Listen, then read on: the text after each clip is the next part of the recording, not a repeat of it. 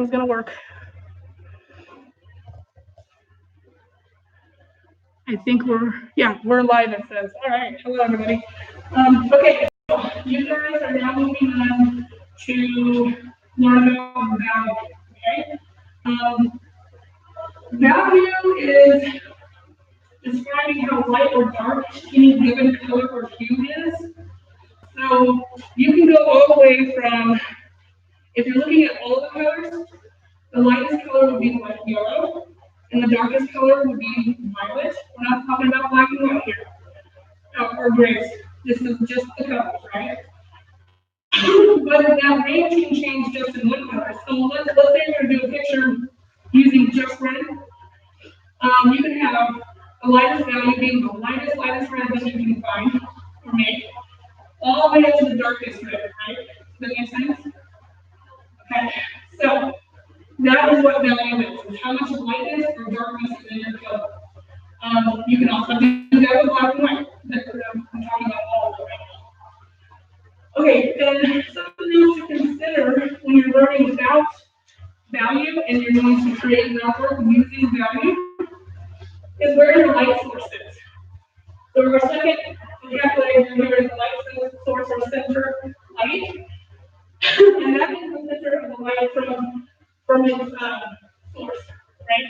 So I got this picture, I know it's not the best picture in the world, but there's a better example online. When you go to your Google Classroom and sign on, you'll see a picture like this. And it is showing you the different values on that ball, right? It's also showing us the shadow here. So the center light is right here. Okay, it's not the highlight. The lightest color on this, the highlight, is actually a very small section. You know when you're drawing a picture and you have like a really tiny pinpoint of just bright white light, right? That is your highlight. Okay, that's where the highlight or the light is hitting the object most concentrated. But around that light, you're seeing where the light's hitting, and this is called the center light, right? Okay, that's where all the light is kind of shining.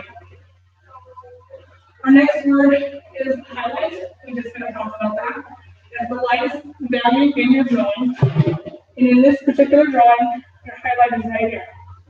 Where all that concentrated light is right there. Like if you're drawing an eye, and I know some of you have been drawing a lot of characters in this room. So when you're drawing that eye and you put that little circle, that white light, you know what I'm talking about, right? That's your highlight, okay? And usually on the opposite side now, you're going to have some really dark colors in the way your shadows or shade. Okay, foreshadow, there's two words for it. This is the area that the form curves away from the source light.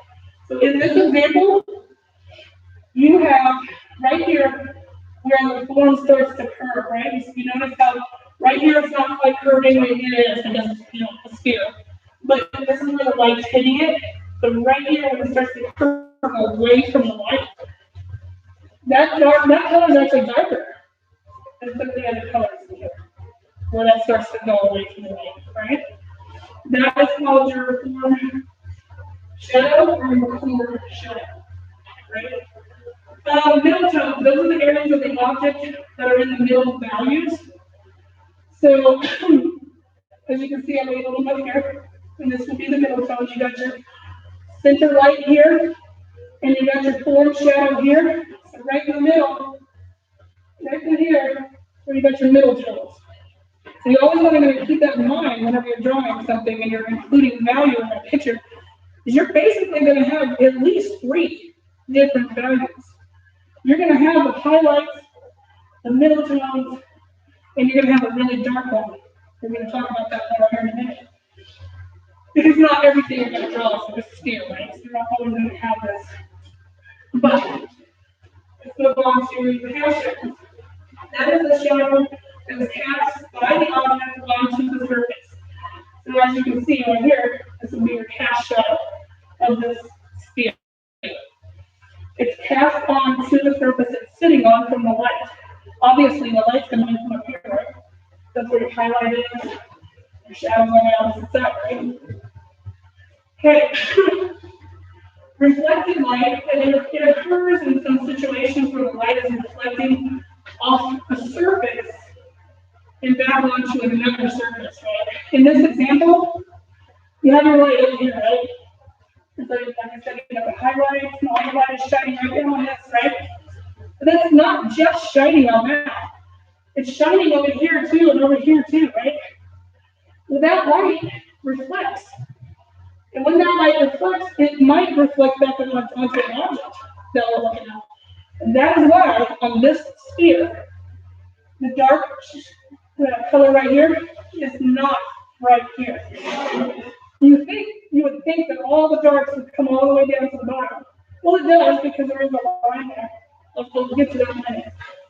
But you have darker colors right here where the object is curving away from the light, and then you have this reflected light that's coming from the light that's reflecting back onto it. Does that make sense? Just not just. Does that make sense? Okay. And last slide, our word is occlusion shadow. A little tricky for me to say. Is the area at the bottom of the object where there's no light, it's the darkest part of the drawing. That would be right here. So you see where this sphere is touching the surface here, and you got this dark shadow? That is your occlusion shadow. Okay? So there's some really tricky things about shadowing when you're drawing a picture, right? There's a lot involved, it seems like. And how are you going to make that shadow? How are you going to make those highlights? So you have to start considering that too whenever you're drawing a picture. And I listed a bunch of different ways right here on the board, which when you sign on to Google Classroom and look at your classwork tab, all of this will be in there so that you don't forget.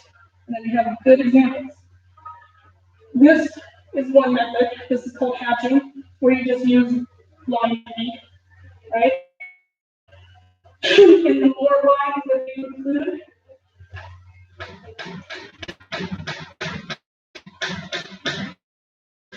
okay?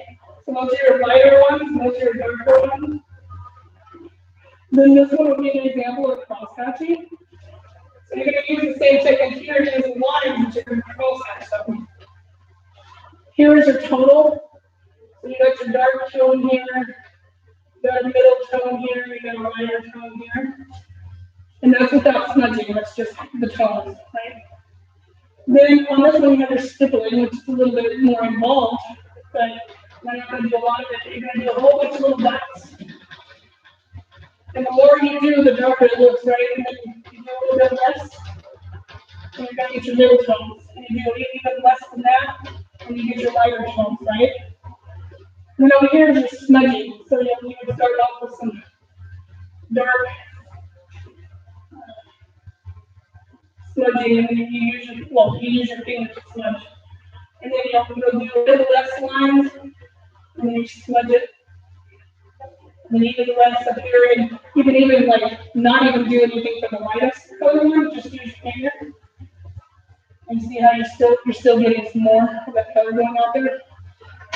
So that would be smudging. There's one more example online, and I can't really put it on the board because it's way too hard to draw. So you do have to sign on to that assignment to see the examples so that you can practice those. In your lesson,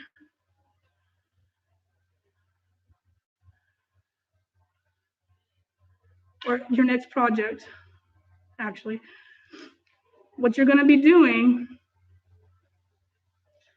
let me get to it here real quick.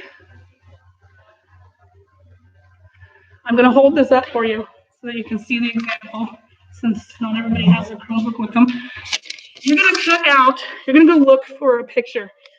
It doesn't matter if it's a magazine or a newspaper, if it's big enough.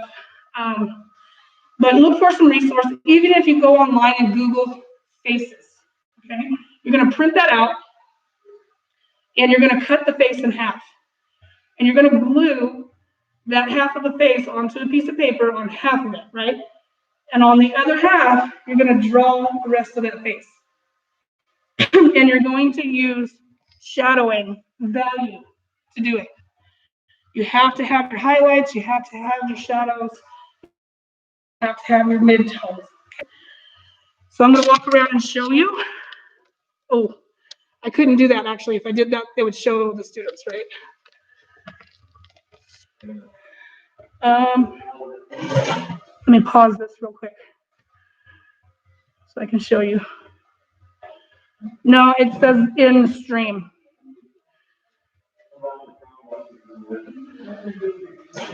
Okay, I'll pull it up on the Chromebook, guys.